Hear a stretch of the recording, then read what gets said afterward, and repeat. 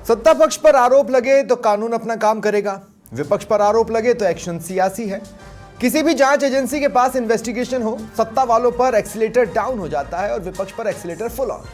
इसी बात को थोड़ा और आगे बढ़ाता हूं। चुनावों के दौरान कार्रवाई हो तो हवा बनाई जा रही है, चुनाव आसपास ना हो तो हम डरते नहीं, ये सियासी कार्रवाई है। सवाल यह है कि जांच एजेंसी जांच करे कब। नमस्कार, स्वागत है आप सभी का। आपके साथ मैं हूं स्वप्निल।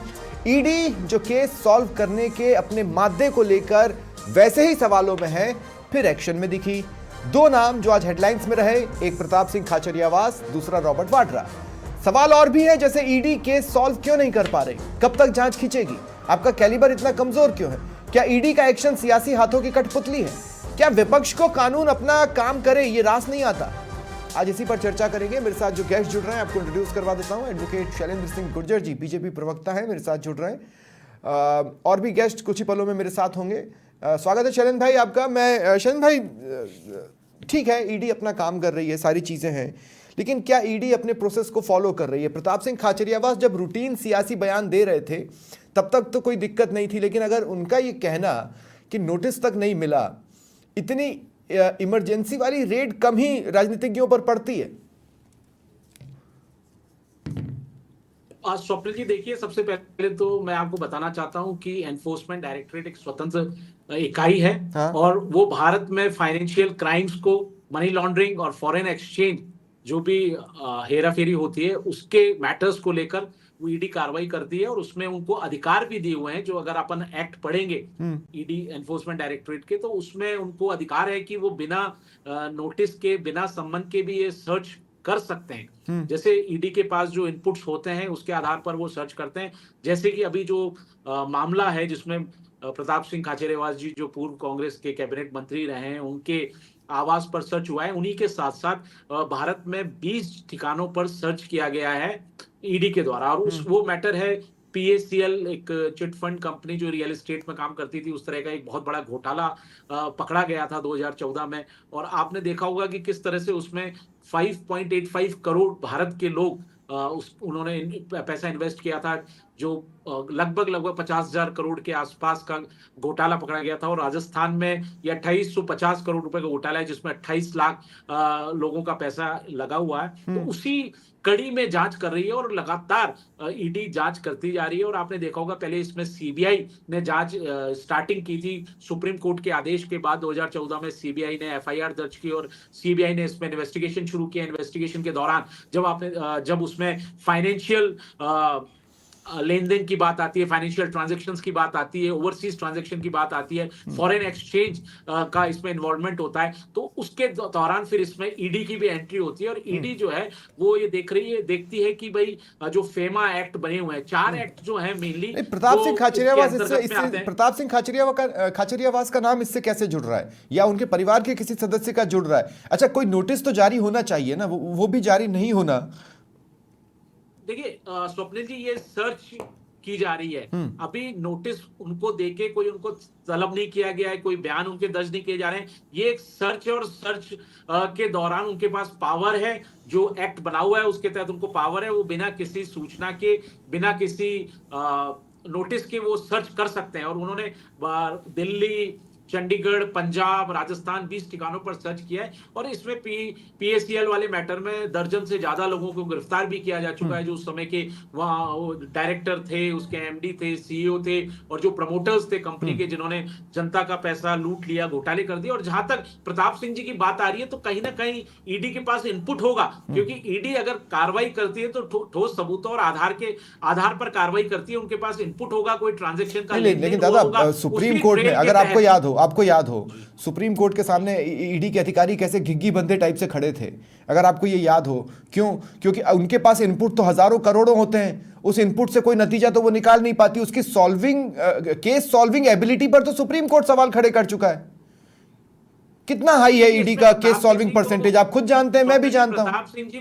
अरेस्ट नहीं किया, इसमें भी कोई ईडी अरेस्ट नहीं कर रही प्रताप सिंह जी को, सर्च चल रहे हैं। जो भी उनको ट्रांजैक्शंस के डॉक्यूमेंट्स चाहिए होंगे, जो ट्रेल पकड़ में आई होगी, क्या इनपुट उनके पास आया होगा, तो वो सारी जो चीजें हैं उसके आधार पर ईडी अपनी कार्रवाई कर रही है। और यहां तक भी आपको मालूम है, सुप्रीम कोर्ट कह चुकी है कि जब विपक्षी दलों ने कहा था कि साहब ईडी का दुरुपयोग हो रहा है, सीबीआई का दुरुपयोग हो रहा है, और ये विपक्षी पार्टियों ने पिटीशन फाइल की थी सर्वोच्च न्यायालय में, तो माननीय सर्वोच्च न्यायालय ने कहा था नहीं, ईडी के पास पावर है, सीबीआई के पास पावर है, और कोई पावर का मिसयूज नहीं हो रहा है। जो भी वो काम कर रहे हैं वो नियमानुसार कर रहे हैं, जो कानून के दायरे के तहत कर रहे हैं और जो प्रोसीजर है उसके तहत कर रहे हैं। तो ऐसी बात नहीं। अब देखिए, रॉबर्ट वाड्रा को भी बार बार सम्मन करती है ईडी, क्योंकि जो चीजें निकल के आती है, क्योंकि चेन टू चेन जुड़ती है। जब मनी लॉन्ड्रिंग के केसेस आते हैं या कहीं ट्रांजैक्शन निकल जाता है, आप देखिए कि ईडी की एंट्री कब होती है, जब कोई ब्लैक मनी को व्हाइट किया जाता है, जब काले धन को सफेद किया जाता है। और सफेद में किस तरह से शेल कंपनियां और बाहर से पैसा का ट्रांजैक्शन होता है, हवाला के थ्रू होता है, और बहुत सी चीजें इसमें फाइनेंशियल क्राइम्स इन्वॉल्व है, तभी ईडी आती है। और ईडी के पास जरूर कोई इनपुट होगा, क्योंकि ईडी के पास जानकारी होगी, तभी वो सर्च कर रही है। और सर्च का ईडी को पावर है, और सुप्रीम कोर्ट भी कह चुका है कि नहीं, ईडी हैज एम्पल पावर, वो सर्च कर सकती है, और जरूरत पड़ने पे आपकी एसेट और प्रॉपर्टीज को अटैच भी कर सकती है, और जरूरत पड़ने पे आपको सम्मन भी कर सकती है, आपके बयान भी ले सकती है। लेकिन दादा देखिए, वहां तक तो सवाल ही नहीं है ना। सवाल ये है कि वो केस कहां सॉल्व कर रहा है। अब जैसे मैं आपको बताऊं कितने कॉम्प्लिकेटेड केसेस से ईडी गुजर रही है, वो हम सब समझते हैं। आर्थिक जगत के केसेस इतने आसान होते भी नहीं है सॉल्व करना, लेकिन 1 साल 2 साल 3 साल 4 साल मतलब कितना समय लेगा भाई? क्या कॉम्पिटेंट नहीं है ईडी? अच्छा, फिर इसीलिए लगता है चुनावों के पास एकाएक कार्रवाई होती है, फिर शांत हो जाते हैं, फिर बीच में कहीं पर कार्रवाई चालू हो जाती है, फिर शांत हो जाते हैं, और इस बीच मान लीजिए प्रताप सिंह खाचरियावास अगर बीजेपी ज्वाइन कर लेते हैं तो फिर तो पूरी तरह शांत हो जाते हैं।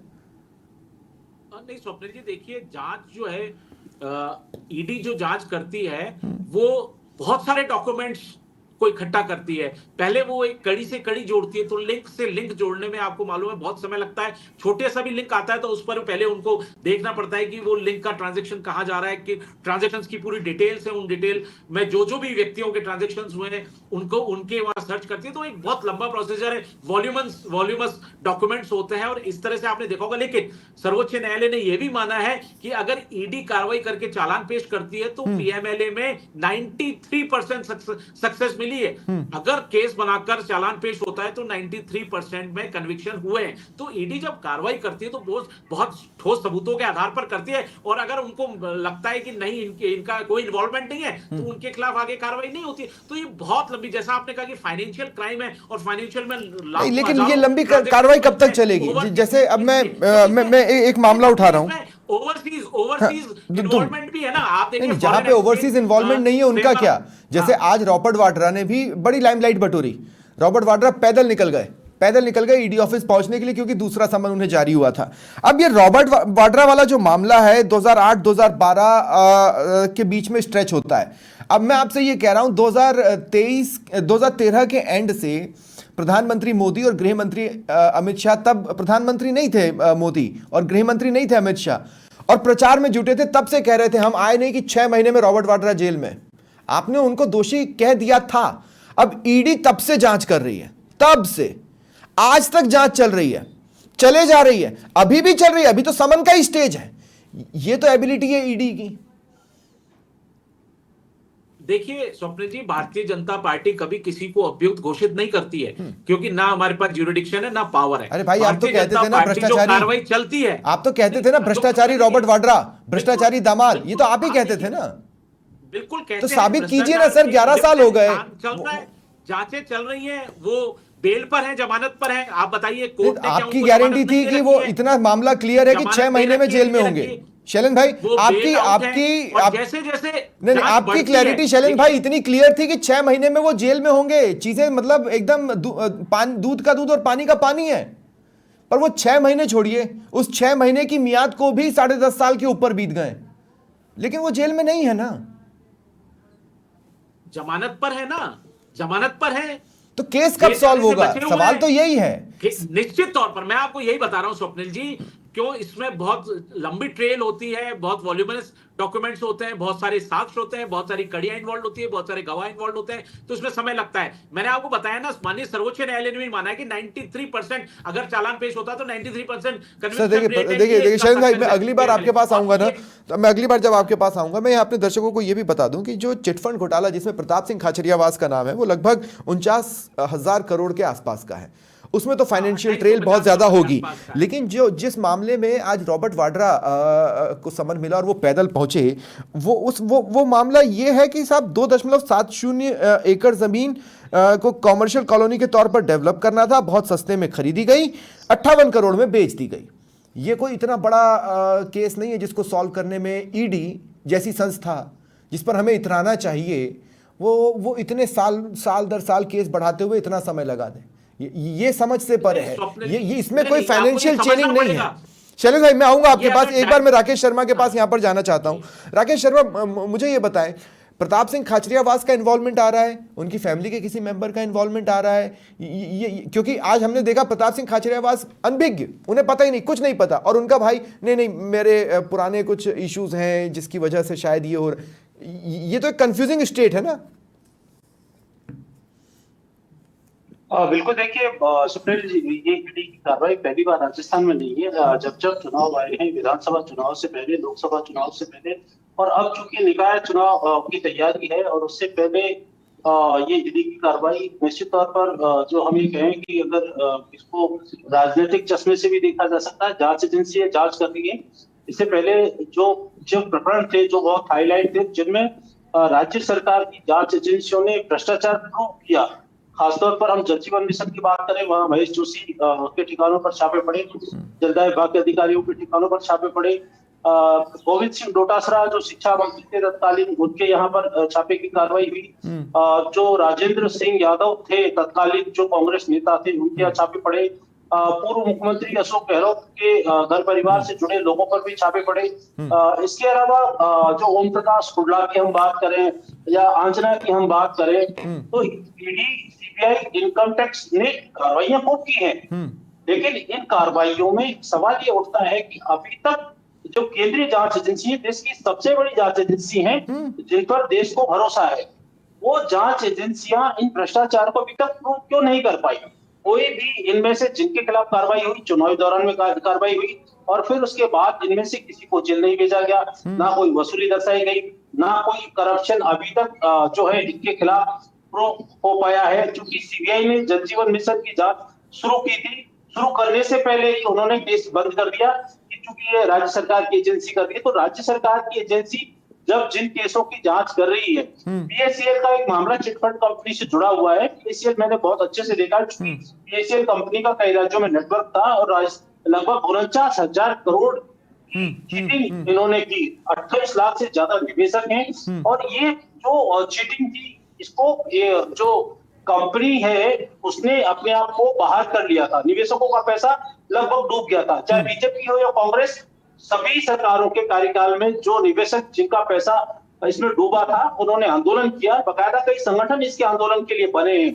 अब से पहले जहां तक प्रताप सिंह खाचरियावास के नाम शामिल करने की बात है, तो कोई भी जांच एजेंसी जब जांच करती है, किसी को आरोपी बनाती है, तो उससे प्रारंभिक तौर पर पूछताछ की जाती है, उसको नोटिस दिए जाते हैं और उसको बुलाया जाता है। जब वो नहीं पहुंचता है तो समन के बाद और भी विधिक प्रोसेस है। लेकिन जिस तरीके से प्रताप सिंह खाचरियावास ने कहा है कि ना तो उन्हें कोई नोटिस दिया गया, ना पूछताछ के लिए बुलाया गया, और उनका इस संबंध से किसी, जो खासतौर पर पीएससीएल कंपनी जिसके बारे में जो ईडी की कार्रवाई है उस पर, तो ये जो अब चूंकि जांच एजेंसी है, इन पर पूरा देश भरोसा करता है, और इनके अंतरराष्ट्रीय स्तर पर एक मान्यता भी है। और चूंकि जो ईडी का मुख्य रोल जो होता है, वो prevention of money laundering act को प्रूव करना है। अब ईडी जो कार्रवाई कर रही है, वो आईपीसी के मामलों में कर रही है। आईपीसी के मामलों में कार्रवाई कर सकती है ईडी, लेकिन कोर्ट में ले जाकर के आईपीसी के मामले को ईडी को prevention of money laundering act PMLA में प्रूव करना पड़ेगा। अगर प्रूव नहीं कर पाई तो ईडी की कार्रवाई अभी तक जो अदालतों में ईडी सवालों के घेरे में आती है, क्योंकि किसी भी चीज को प्रूव करने में उसके पसीने छूट रहे हैं, और केस सॉल्विंग रेट उस पर तो मतलब वो तो माशाअल्लाह है, उस पर तो फिलहाल कुछ कहना ही नहीं चाहिए। शैलेंद्र सिंह गुर्जर जी, एक बार फिर मैं आपके पास आ रहा हूँ। शैलेंद्र भाई देखिए, सिंसियरली मैं आपसे कह रहा हूँ, चलिए मान लिया कि जो प्रताप सिंह खाचरिया वाला केस है वो तो हज़ारों करोड़ का है, तो उसमें तो पता लगाने में हो सकता है, चलिए दिक्कतें हो रही हैं, सारी चीज़ें हैं। इस केस में कहाँ दिक्कत आ रही है? रॉबर्ट वाड्रा वाले में कितना सिंपल मामला है। मुख्यमंत्री तब थे भूपेंद्र सिंह हुड्डा, 2.70 एकड़ जमीन को कमर्शियल कॉलोनी के तौर पर डेवलप करने की इजाजत दी और रॉबर्ट वाड्रा की कंपनी को लाइसेंस दिया। रॉबर्ट वाड्रा ने 2012 में 58 करोड़ में डीएलएफ यूनिवर्सल लिमिटेड को बेच दिया। आरोप यह है कि हरियाणा सरकार से कम दाम पर मिली जमीन को बेचकर रॉबर्ट वाड्रा की कंपनी ने करोड़ों का मुनाफा कमाया। कितना मुश्किल है इस केस को सॉल्व करना। ईडी के इसमें पसीने छूट जा रहे हैं, तो वो प्रताप सिंह खाचरिया वाला केस क्या खाक सॉल्व करेगी? अगला विधानसभा चुनाव आ जाना है, उसके बाद लोकसभा चुनाव आ जाना है, नहीं हो रहा उनसे सॉल्व। स्वप्निल जी, जिस हिसाब से आपने डिस्क्राइब किया वाकई बहुत सिंपल केस लग रहा है, लेकिन जब इसमें 58 करोड़ रुपए में बेचा गया और 58 करोड़ रुपए जब बाहर से आते हैं, कोई शेल कंपनियों से आते हैं, जो काला धन बाहर जाकर फिर वो वाइट होकर जब आता है, उस ट्रेल का जो बात आती है, तभी फॉरेन एक्सचेंज मैनेजमेंट एक्ट लागू होता है, तभी पीएमएलए एक्ट लागू होता है। और इसी तरह आप देखिए जो 58 करोड़ रुपए आए वो पूरे शुद्ध तो राजस्थान इनको भारत में मिले नहीं। जब बाहर से कहीं ट्रांजेक्शन होते हैं, हवाला के थ्रू होते हैं या शेल कंपनियों के थ्रू होते हैं, उस ट्रेल को पकड़ने की कोशिश करती है। सर कितना टाइम लगता है? मैं यही तो समझना चाह रहा हूँ, कितना टाइम लगना चाहिए? क्या 8-10 साल 9 साल ये एक्सेप्टेबल है? क्या ये जो जीरो टॉलरेंस के साथ गुजर सकते हैं? ईडी को तो आपको कहना चाहिए कि भैया हमारी बेइज्जती हो रही है, जल्दी सॉल्व करो ना, कर क्या रहे हो यार?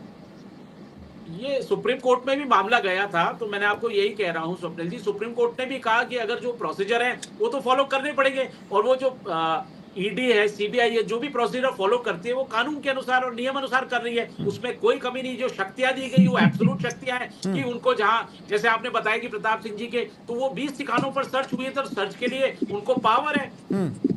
पीएमएलए में फॉरेन एक्सचेंज मैनेजमेंट एक्ट में उनको पावर है कि विदाउट नोटिस भी वो सर्च कर सकते हैं। अभी सर्च की पोजीशन पे कल को क्या होता है, आप नोटिस देते हो तो जो डॉक्यूमेंट मैंने इसीलिए कहा कि देखिए प्रताप सिंह खाचरिया वाला, प्रताप सिंह खाचरियावास का केस तो समझ में आ रहा है कि चलिए कॉम्प्लिकेटेड है, उसमें प्रताप सिंह खाचरियावास का इन्वॉल्वमेंट किस तरह का, इस बारे में अभी किसी को कोई जानकारी नहीं है। अभी हम एक शक के आधार पर ईडी आगे बढ़ रही है, ये भी समझ में आता है। रॉबर्ट वाड्रा को, जैसा कि मैंने आपसे कहा, 2013 के एंड में आप ही लोग लगभग भ्रष्टाचारी करार दे चुके थे, वो केस सॉल्व ही नहीं हो रहा है। रॉबर्ट वाड्रा आराम से बाहर हैं। ये जीरो टॉलरेंस के साथ नहीं चलता। यहां पर ऐसा लगता है कि शायद कोई फॉरेन इन्वॉल्वमेंट है। फॉरेन इन्वॉल्वमेंट मतलब एक्सटर्नल इन्वॉल्वमेंट, इंटरनल इन्वॉल्वमेंट का आरोप नहीं लगा रहा हूं। इसी लूप होल का फायदा तो कांग्रेस उठाकर तर से बोल देती है कि साहब सियासत हो रही है। तो क्या ये आपको मुफीद होता है? भीमराज जाखड़ मेरे साथ जुड़ गए, कांग्रेस प्रवक्ता हैं। अच्छा भीमराज जी, मुझे ये भी नहीं समझ में आया, ईडी अगर चुनावों के दौरान कार्रवाई करे तो साहब चुनाव है उससे पहले हवा बना रही है, और चुनावों के बाद कार्रवाई करे तो ये तो हमारे पीछे पड़ी हुई है। हम तो अगर राहुल गांधी आ जाएंगे तो तब देखना हम भी ऐसे ही झूठे मामले लगाएंगे, ऐसे ही झूठे मामलों में फंसाएंगे। यही तो मतलब था प्रताप सिंह खाचरियावास का। नहीं स्वप्निल जी, आप चुनाव वाली बात कह रहे हो, मैं आपको कह रहा हूँ अभी परिसीमन चल रहा है। हाँ। और नगर निकाय और जिला परिषद और पंचायत समिति और सरपंच के चुनाव आने हैं। इसमें बीजेपी की जमीन खिसक रही है, क्योंकि हाईकोर्ट कह चुका है कि आप चुनाव कराइए। दूसरी बात, मेरे मित्र में ये गुजर साहब कह रहे थे, मैं सुन रहा था, मैं इतना पूछना चाहता हूँ आपसे। 4-5 नाम है, ये बोल रहे हैं हम कार्रवाई कर रहे हैं, बढ़िया कार्रवाई हो रही है, बहुत अच्छा करिए कार्रवाई, कोई दिक्कत नहीं। अशोक चौहान कहाँ है आज? अहमद बिस्वा कहाँ है? प्रफुल्ल पटेल कहाँ है? अजीत पवार कहाँ है? सुबोध अधिकारी कहाँ है? और छगन भुजबल कहाँ है? ये वो नाम है, बड़े बड़े लीडर है, छोटे मोटों की तो जो गए उनकी गिनती नहीं है। ये वो नाम है जिन पे ईडी ने कार्रवाई की, और अब वो बीजेपी में जाके शामिल हो गए और उनकी धुलाई हो गई वॉशिंग मशीन से। ये कुछ नहीं है, एक ईडी सिर्फ और वॉशिंग मशीन का काम करिए। हम तो आपके चैनल के माध्यम से पूछना चाहते हैं कि ईडी कब चढ़ेगी अडानी की सीढ़ी, उस दिन का हमको इंतजार है। नहीं, आज प्रताप सिंह खाचरियावास की सीढ़ी चढ़ी तो आपको दिक्कत हो गई ना भीमराज भाई? प्रताप सिंह ये भी है, उसका जवाब अरे सुनिए, मैं जवाब दे रहा हूँ। प्रताप सिंह जी की सीढ़ी आज नहीं चढ़ी है, 2016 में भी चढ़ी थी और 2020 में भी नोटिस दिए थे। तो आज कौन से मामले लेकर आए? जब उन मामले इनसे सोल्व नहीं हो पाए तो आज दोबारा रेड मारने को दे दिया। ये कुछ नहीं है, सिर्फ और सिर्फ बीजेपी की बौखलाहट है और ये आवाज दबाने का काम है, और यह कुछ नहीं है। कार्रवाई पहले कर देते हैं, और यदि इनको कार्रवाई करनी है, मैं आपसे पूछना चाहूँ, एक मेरे साथ है जिनको नोटबंदी के अंदर 13,000 करोड़ का आरोपी बनाया था, तब ईडी तब कहाँ थी? सेंट्रल इलेक्ट्रॉनिक 10,000 1000 करोड़ की कंपनी थी जिसको 250 करोड़ में बेचा, उसमें कहां थी ईडी? रुचि सोया जो 3600 करोड़ का लोन था, उसको लोन को एसबीआई से राइट ऑफ किया, हेमा मालिनी और रामदेव को बेचकर उसको फिर एसबीआई से लोन दिला दिया, तब ईडी कहां थी? ईडी कुछ नहीं है। और अडानी पोर्ट से जो मुंद्रा पोर्ट है उसे बार-बार देश, लेकिन भीमराज भाई आप जानते हैं ना ईडी इस तरह से केस नहीं उठाती है। भीमराज भाई आप जानते हैं ना ईडी इस तरह से केस नहीं उठाती है। सुनिए स्वपन जी, और भी तो एजेंसियां काम करने के लिए, मैं ये पूछना चाहता हूँ कि वो ईडी आती है, वो ड्रग्स आती है, उसको किसका पैसों का लेन देन होता है? ये बाहर के पैसों की बात कर रहे थे, पैसा कहां से जा रहा है और कहां आ रहा है उसकी जांच नहीं करेंगे। नोटबंदी में रॉबर्ट जोरी को आपने प्लांट लगाने का काम दिया, डिक्लेयर कंपनी को, उसमें छापा क्यों नहीं मारा? और मैं पूछना चाहता हूँ वो कौन सी कंपनियां थी जिसको 3 काले कानून लाए थे आप, और 3 कालों कानून में वहां पर गोदाम बनाने का टेंडर दिया था, वो लोग कौन थे उसका आप कभी जिक्र नहीं करोगे। और दीपक इंटरप्राइजेज है जो हाईवे के काम में घोटाला हो रहा है, कैग ने अपनी रिपोर्ट में भी कहा है, आप उसमें छापा मारिए ना, उसका आप कभी जिक्र नहीं करेंगे, क्योंकि जो जो बीजेपी में चले जाते हैं उन पे ईडी कार्रवाई नहीं करती है। नहीं, लेकिन इसका मतलब ये तो नहीं है ना कि अगर ईडी कार्रवाई करे तो उसका विरोध सिर्फ इसलिए करें कि ईडी कार्रवाई कर रही है, कभी कभी शक के आधार पर भी पहुंचते हैं। ईडी मतलब आप हठधर्मिता पकड़ के उनके घर के सामने बैठ गए कि हम इसका पॉलिटिकल माइलेज निकालेंगे। अरे वो जांच करके चले जाएंगे, कानून अपना काम कर रहा है। मैं कह रहा हूं कानून अपना काम करिए, भीड़ को कार्रवाई से किसी ने रोका, पुलिस आई है, पुलिस को भी किसी ने रोका। लोकतांत्रिक तरीके से विरोध करना अधिकार है और ये संविधान ने दिया हुआ है, उसी तरीके से विरोध कर रहे हैं। पर ईडी जिस तरह कार्रवाई कर रही है वो एक द्वेषतापूर्ण कार्रवाई कर रही है, और ये प्रताप जी को बीजेपी ज्वाइन करवाने के लिए दबाव दिलाएगी, और इसके अंदर होना करना चाहिए। आपको डर है प्रताप सिंह चले जाएंगे? सुनो मेरी बात, प्रताप सिंह नहीं, आपको डर है प्रताप सिंह चले जाएंगे? हमारे नहीं, हमें कोई डर नहीं है। कांग्रेस का कार्यकर्ता डरने वाला नहीं है। मैं तो पहले अंग्रेजों से डरा था, मैं अंग्रेजों से मुखबिरों से डर रहा है। मैं आपको याद ये कहना, हाँ सही कह रहा हूँ, ठीक है, मुखबिर ही होता है, ठीक है। अरे सर ईडी की कार्रवाई में आप अंग्रेज ले आई है, सुन के मुझे थोड़ी सी हंसी आ गई, और कोई दिक्कत नहीं है।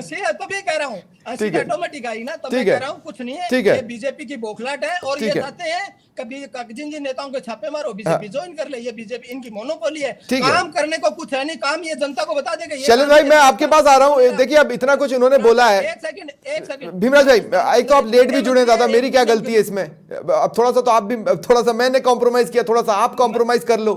शैलेंद्र भाई मैं आपसे कह रहा हूँ, शैलेंद्र भाई एक 10 सेकंड आपको काउंटर देने, आपको जो काउंटर करना है कर लें, 10 से 15 सेकंड, उसके बाद मैं राकेश शर्मा के साथ इस डिबेट को खत्म करूंगा। देखिए सबसे पहले तो मैं बता दूं कि भारतीय जनता पार्टी ने किसी भी नेता का मुकदमा खारिज नहीं किया है, वो सारे मुकदमे चल रहे हैं, कानून के तहत चल रहे हैं। अगर तो कार्रवाई करो ना, 193 में सिर्फ 2 में कार्रवाई करी है। अरे कार्रवाई तो बताओ ना, संसद में आपने जवाब दिया, हमने थोड़ी दिया। करने का कुछ नहीं है बीजेपी के पास, ये सिर्फ और सिर्फ बीजेपी की बौखलाहट है। आप बताइए उन नेताओं को बीजेपी ज्वाइन करने उनके मुकदमे वापस ले लीजिए। 70,000 करोड़ का ठीक है, ठीक है, ठीक है, ठीक है, ठीक है, ठीक है, ठीक है। नहीं भीमराज भाई क्या कर रहे हैं? भीमराज भाई प्लीज प्लीज 2 मिनट रुक जाए। ठीक है शैलेंद्र भाई मैं आपको भी रोक रहा हूँ। आप एक बात बताइए, अरे एक मिनट बताइए। भीमराज भाई 2 मिनट रोक रहा हूँ। शैलेंद्र भाई मैं आपको भी रोक रहा हूँ। राकेश शर्मा के पास मैं यहाँ जा रहा हूँ, आप दोनों की आवाज मैंने डाउन कर दी है, मैंने आप दोनों की आवाज डाउन कर दी है। राकेश शर्मा के पास मैं यहाँ पर जा रहा हूँ। राकेश शर्मा एक तो मैं आपसे क्लोजिंग कमेंट चाहता हूँ, और दूसरी बात यह कि तरीका एक ही है, तरीका यह है कि ईडी अपनी कैपेबिलिटी को इंप्रूव करे, क्योंकि पूरी दुनिया देखती है, हंसती है भाई, पूरी दुनिया देखती है ना कि इसी मतलब भारत जो आगे बढ़ रहा है तेजी से, विश्व स्तर पर इतना नाम कमा रहा है, उसको एक केस मिल जाए तो वो 10-10 11-11 साल उस पर बैठी रहती है, उससे सॉल्व नहीं होता। और नेशन का जो सुप्रीम कोर्ट है वो आकर बताता है कि भैया कर क्या रहे हो यार, ठीक से तो काम करो।